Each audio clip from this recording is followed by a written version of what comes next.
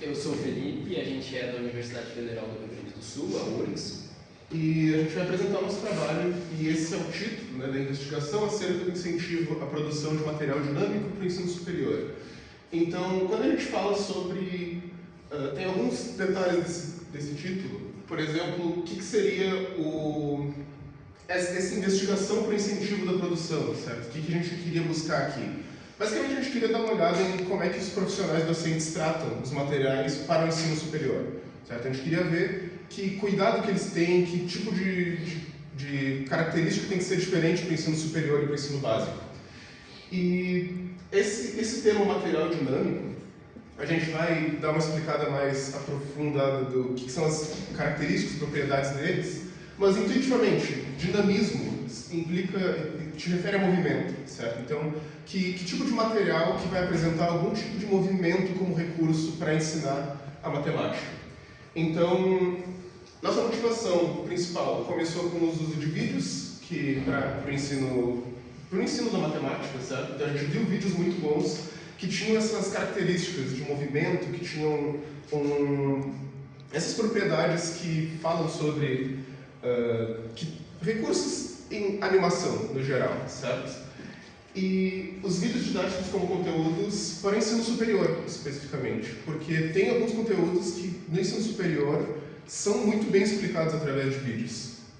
E a gente usa também a teoria dos registros de representação semiótica, do Duval, que nem a colega, porque vocês vão ver que, para o ensino superior, é muito importante a gente fazer aquela parte de transição de duas formas de representar o mesmo objeto matemático. Então, de novo, motivação. A gente quer saber que tipo de cuidado que tem que ser dado para o ensino superior, nos materiais, e por que é diferente do ensino básico, certo? Então, entre os materiais do ensino básico, a gente usou a dissertação de 2025 que fala sobre a disseminação dos termos material, concreto e manipulativo. Então, vocês já devem ter ouvido sobre esses materiais. Eles têm a característica de te permitir uma interação com um sistema matemático, e tu tem, principalmente com o aspecto manipulativo dos materiais, tu tem uma ação que equivale a uma operação matemática. Por exemplo, no Abaco, quando tu mexe uma pedrinha para a direita, tu está somando 1 em um sistema de base decimal. Quando tu mexe uma pedrinha da segunda fileira, tu está somando 10. Então, tu tem uma interação direta com o sistema matemático que tu está interagindo. Então, dando um foco principalmente no aspecto manipulativo, que é esse aqui que a gente vai querer olhar para falar dos vídeos em seguida. Então, pensem nisso. Ações que a gente pode fazer com um objeto, com um material, que implicam em operações matemáticas, certo? Então, assim, para falar sobre o que os vídeos trabalham, o que os vídeos podem trabalhar nesse quesito, a gente usou o conceito de desvanecimento da concretude da Emily Fife, que basicamente fala sobre abstração, certo? Então, o que a gente chama de abstração? A gente chama de transitar em representações cada vez mais ideais, com menos propriedades visuais do nosso objeto matemático. Então, pensando, por exemplo, numa bola de futebol, certo?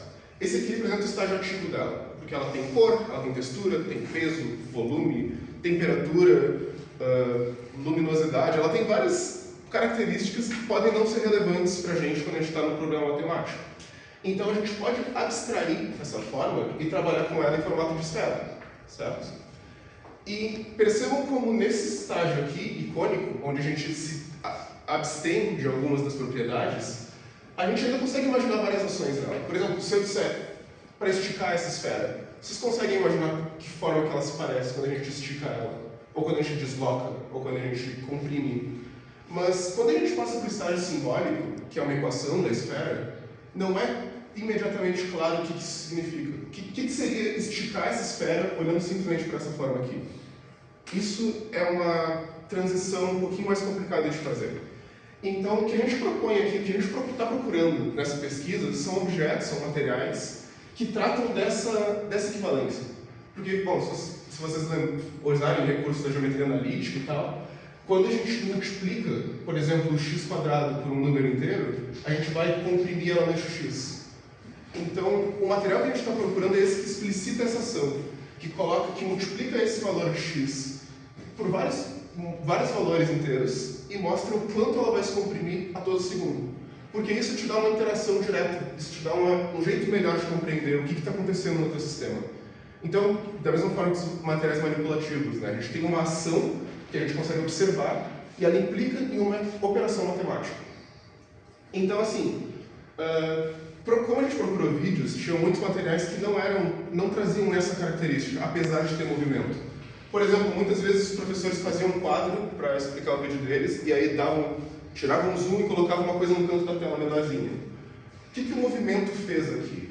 O movimento não implica numa ação matemática que ele está querendo mostrar. Então, para ser um recurso dinâmico que a gente está procurando, pode passar, a gente tem interação de objetos com o movimento. Então percebam que esse ponto aqui ele é um ponto móvel sobre a aresta do quadrado, e quando a gente mexe ele, esse outro ponto mexe também, certo? Então imaginem que se eu trouxesse o ponto para cá, o outro ponto mexe junto.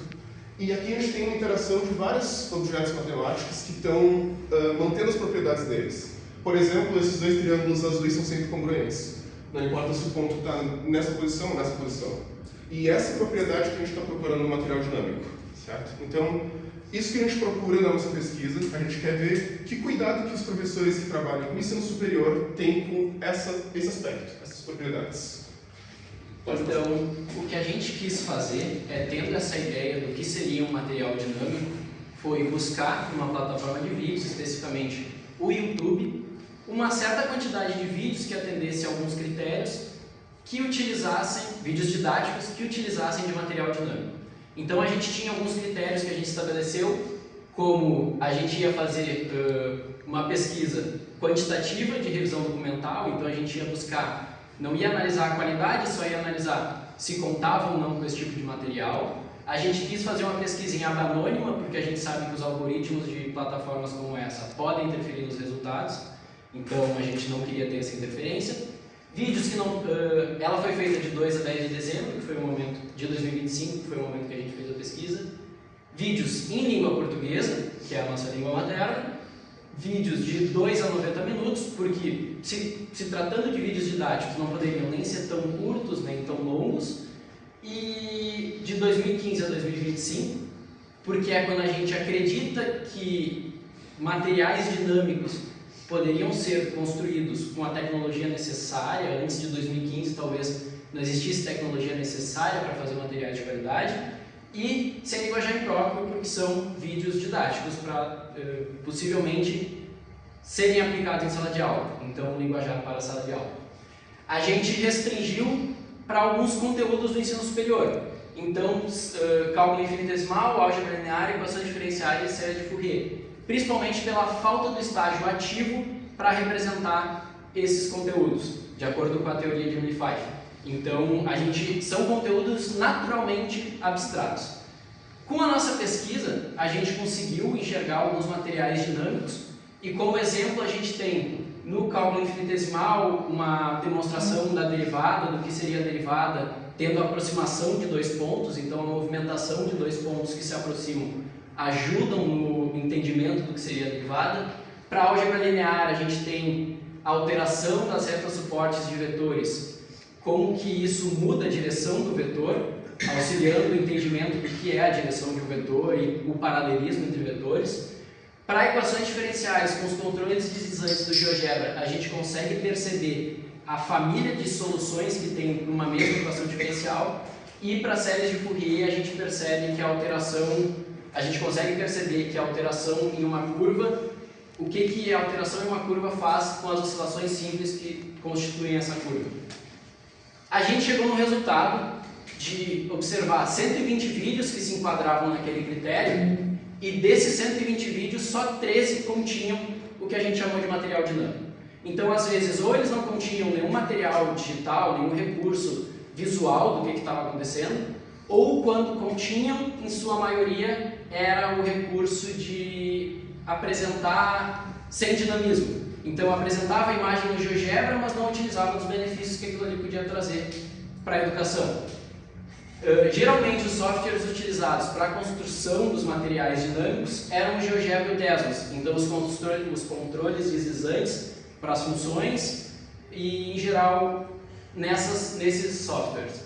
Desses 13 vídeos que a gente achou, 7 eram de cálculo, 1 de álgebra linear, 2 de equações diferenciais e 3 de séries de Fourier. E a gente pode ver um número maior em cálculo porque eles geralmente utilizavam para demonstrar a derivada. Então, aquela amostragem de a derivada partindo da aproximação de 2 pontos, visualmente é algo bem disseminado. A gente concluiu com essa pesquisa, pode passar, que apesar da vasta disseminação de material didático na plataforma do YouTube, poucos desses utilizavam de material dinâmico. E a gente acredita que isso seja pela falta de familiarização de docentes com o uso de softwares capazes de construir isso. Então, uma proposta que seria possível para auxiliar nesse processo de popularização dos materiais dinâmicos é justamente popularizar softwares e ferramentas capazes de produzir eles, como o GeoGebra e o Desmos, que a gente já viu que é amplamente utilizado, mas aplicando de forma mais aprofundada. E mais uma ferramenta que raramente é utilizada, que é a biblioteca Manin da programação em Python, que é uma biblioteca feita especialmente para a produção de materiais dinâmicos de matemática. Então, ela é feita especialmente para isso. Aqui estão as nossas referências, o que a gente usou para o trabalho, e esse é o trabalho. Muito obrigado.